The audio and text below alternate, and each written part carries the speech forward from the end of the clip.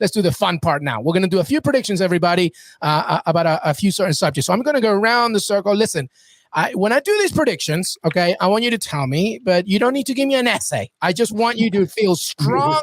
Imagine you're giving me an elevator pitch if you're selling me a movie, okay? So I'm going to ask you, I'm going to do a prediction. You tell me, you give me a quick sentence why, and then we move on. All right? Don't try and over-justify your prediction. That's the fun thing of everything. So let's begin.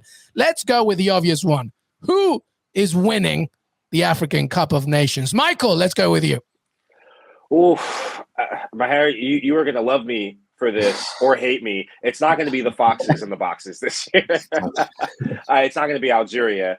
I think this really could be Senegal's year. They have so many players peaking at the right times in their career. Sadio Mane, he just came off scoring against Chelsea. He is number 2 for Liverpool alongside Mohamed Salah, but he is a player that could single-handedly change a game. If he doesn't score a goal and saves up his one goal for the tournament in the final, then Senegal will win. So Senegal is my pick. I love it. Maher, talk to me. I'm going to take Cameroon. I think Algeria not as hungry as they were in 2019. I think Cameroon at home, I think they're going to be highly motivated. Samuel Eto'o is new federation president. He puts a lot of positive momentum into the whole entire footballing pyramid from top to bottom. And honestly, I like Ngisa, like Tosin was talking about. I like Vincent Aboubakar. He's the captain with a lot of experience. He scored in the AFCON final before.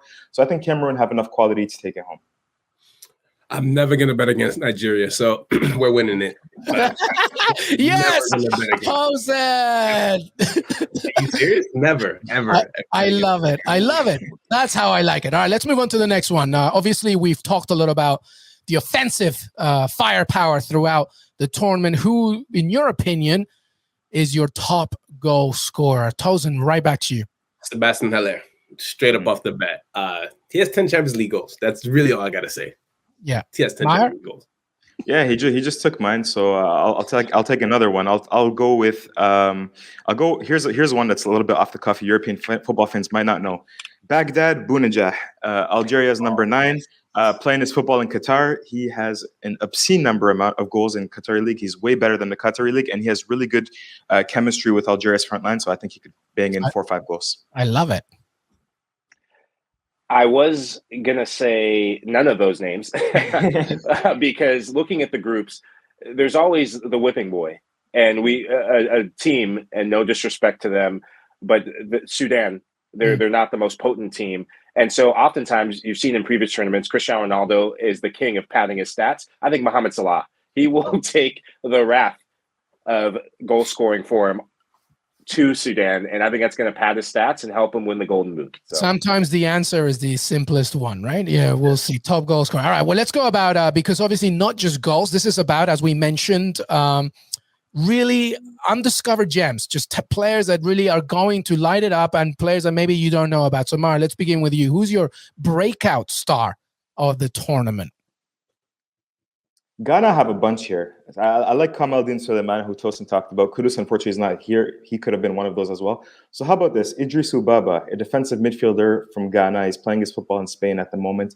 An obscene number of tackles and interceptions. I think maybe one of the most, one of the players that can really break out in defensive midfield. The only player that I think might shine more than him, if he gets playing time, is Ibrahim Sangare. Love it. Love it. Michael, who do you think? I'm going to go off the beaten path. It's a player from Bertrand Traore's own Burkina Faso. You're say Traore, but you can't say. I can. I've been dogging on Aston Villa all show. I can't. But it's a defender, and I think he's a guy that so many people throughout Europe are talking about. He plays for Bayer Leverkusen, and it's Tapsoba. He is a smooth operator out of the back. And Burkina Faso is a team that I think is going to make some noise. I picked them to get out of the group and to qualify for the next round. Wow. He can hit the diagonal. It's almost like having a defensive midfielder in your ranks, and he is a star in the making. Love it. There's a lot of teams that have great midfielders. I mean, I love Sangare from Ivory Coast. Mali, probably to me, has the best midfield.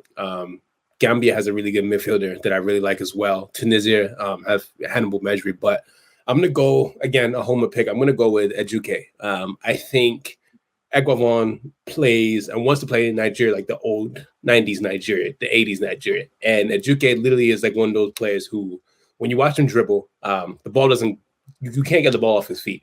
And what he wants him to do is he kind of wants to play on the left wing as a 10. So coach believes in him. He's name dropped him a million times. I feel like Ejuke has the confidence from the coach, and you're going to finally see like a Nigerian player can actually dribble.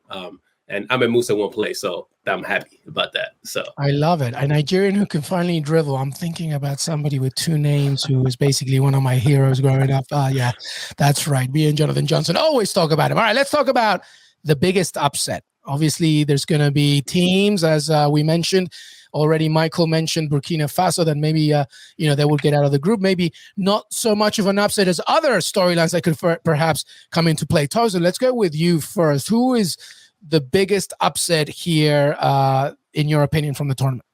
I think, it's not really an upset. I already said Ghana's not going to do too well. I think Senegal is going to disappoint again. I generally feel like Senegal have these ghosts in them, and I just don't feel like. I feel like eventually Senegal is going to get to the knockout stages and go like, what happened to Senegal? So I don't want it to happen, but I feel like that would probably be the biggest shock to be Senegal. Because the disappointment for Senegal is at the very least get to the semifinals, correct? So if they don't get there, it's already a disappointment. It's an upset. Yeah. Okay. So Maher, who do you think? What's your biggest upset? I agree with Tosin. Senegal are gonna do poorly. But how about this? Gabon are going to lose all 3 matches, including they're going to lose to the Comoros Islands. And Aubameyang is going to leave at halftime. I don't care. Aubameyang, he's one of those, sometimes you have these superstar players in smaller nations, like Adebayor. At Togo, you have Aubameyang, in Gabon. And they're so big that they can actually literally call the president and tell him what to do. And that's happened before with Aubameyang. I don't think they have what it takes. They have the same, if you look at their squad, they practically have the same squad from the 2012, 2015 African Cup of Nations sides. And, what's the definition of insanity again? Doing the same thing with the same people. It's not going to work out. They're going to lose all 3 matches and go home. Oh, wow. Great call. Michael. I've been waiting for this question. I am donning the kit of the biggest upset. You heard it here first, and I'm going to tell you why. Yes, Land that we love.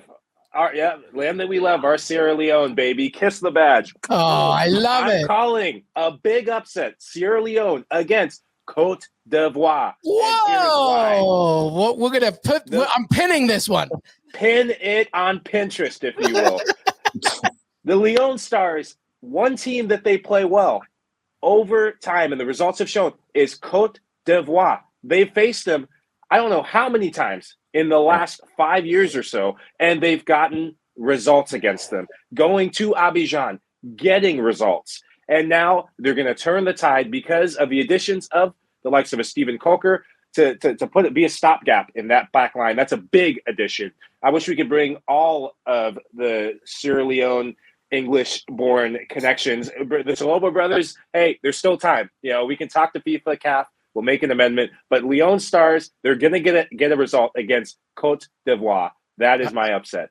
I love it. My player is Sule Kaikai. That's one of my brother's actual friends. So, yeah, big shout out to Sule Kaikai. All right, you have personal interest. I like it. And we have wrapped it all up. The African Cup of Nations preview. So much fun. Before we say goodbye, I want some final thoughts from the 3 of you on anything regarding the tournament. It's been an absolute pleasure. Maher, Mezahi, Tosin Makinde, and Michael Lahoud, thank you so much. Maher, talk to me. What's your final thoughts before we say goodbye? Yeah, just hope we have a good tournament. Everybody should tune in because you're going to find some fantastic players with some really good potential. You're always going to see great goals, and you're going to learn a lot about geography as well. So I think you should definitely tune in. And the matches are going to be televised all across Sky Sports, 52 matches, 10 matches for the BBC. So it's going to be accessible more than previous editions. Tune in and join the fun. Yeah, just exactly what he said. It's going to be a fun tournament. It's going to be in sports if you're in America. But again, this is a tournament where we watch it every 2 years. We know what it's about. But for people who aren't watching it, you're literally going to have so much fun because you don't know what you're going to expect. You don't know what haircut you're going to see. You don't see what goalkeeper's going to do.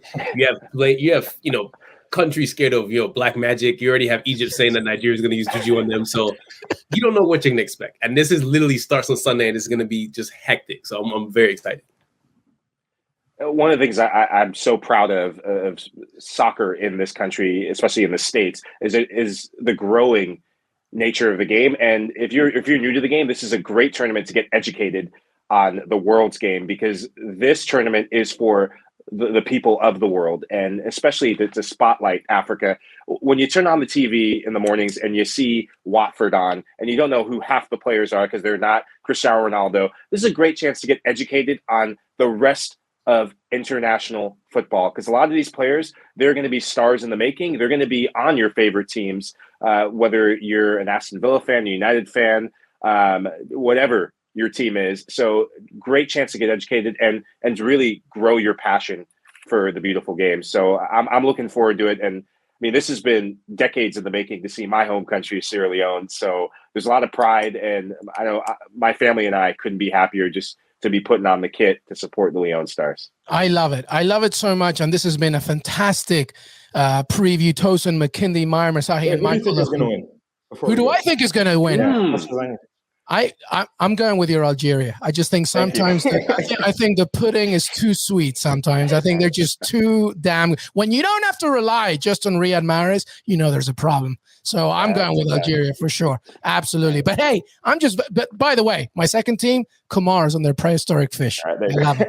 That's what I'm going for. But I want to thank all three for this amazing preview. African Cup of Nations. Michael Lahoud, Tosin Makinde, Maher, Mezahi. You guys have been amazing. Have a fantastic tournament. Thank you for watching Qué Golazo and listening Qué Golazo Pod on YouTube, on Twitter, as well as Spotify, Stitcher, Apple Podcasts. Leave a 5-star rating and review. Enjoy the tournament. And just like Michael said, celebrate African football. We'll see you next time.